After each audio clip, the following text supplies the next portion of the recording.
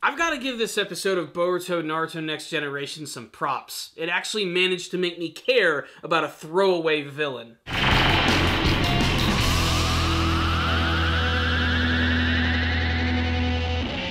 Greetings, my friends! The Mitsuki arc continues in another pretty damn good episode of Boruto Naruto Next Generations. Before I go any further in this review, let me just go ahead and say that this is going to be a very fast and quick-fire review of this episode because I am really freaking busy. So I just want to give my unadulterated thoughts about this episode. I'm going to skip the whole summary and I'm just going to jump right into it. This entire episode was surprisingly well done, as they actually made me give a shit about Sekie, a member of this mysterious group which is taking Mitsuki to the Hidden Stone Village. The reason that they made me care is because we got to see this character in what was almost his final moments. Yes, he was about to die and pass away. The Akuta have a very short lifespan, including the ones who are even closer to humans. And throughout most of this episode, Sekie is just moments away from crumbling to his death. And most of the episode focuses on an interaction between him and Mitsuki. This entire scene between Mitsuki and Sekie, I have to say, was honestly very effective,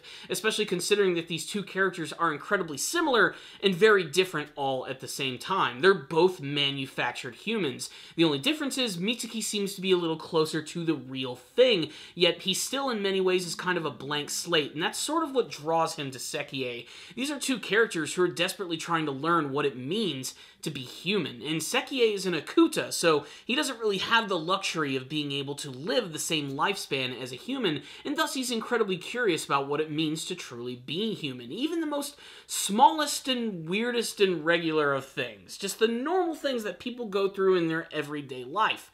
While Sekie is just moments away from actually dying, he learns from Mitsuki that something that happens between friends is that they usually share some sort of secret with one another. This leads to us learning that Sekie actually knew that Mitsuki actually intended not to kill that guard who was outside of Konoha Village and could very well out him to the rest of his group. However, in his final moments, Mitsuki still manages to treat him like a friend, even when he has a centipede bomb around his neck.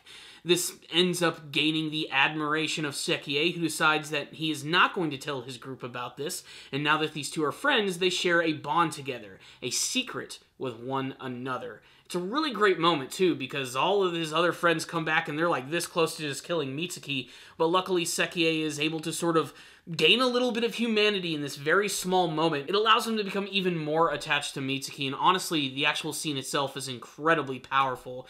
Another big subplot of the episode is that Hidden Stone is officially under siege.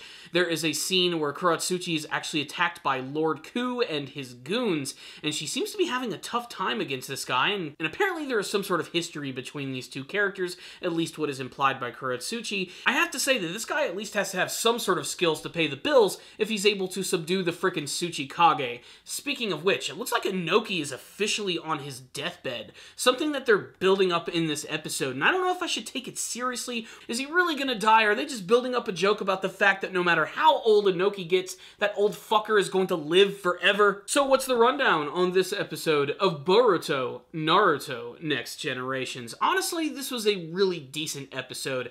I was almost ready to just not like it when I was watching it for the very first time, and a lot of that was that big scene between Mitsuki and Sekie.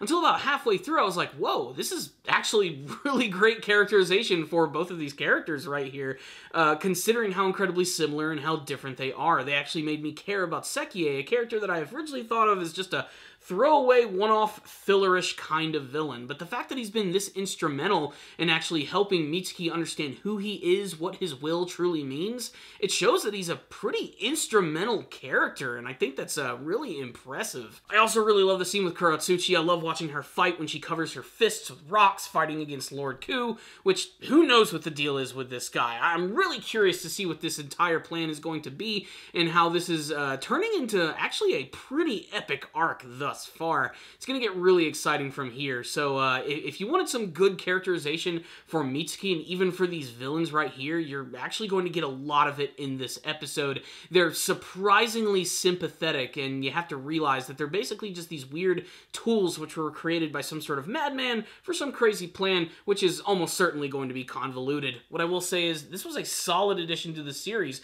Not the most action-packed thing in the world, but every episode doesn't need to be. This is an episode that made me care about the villains, and of course made me care about Mitsuki even more. He's one of the more well-developed characters of Boruto thus far, and again, he's definitely one of my favorites. I'm giving this episode right here a 4 out of 5. I loved this one. I'd love to hear your thoughts about it. If any of you did watch it, tell me what you thought about it in the comment section below, and what you hope to see from the rest of Boruto, Naruto Next Generations. Thanks for watching this review. I'll see you all next time, and as always, stay down, baby.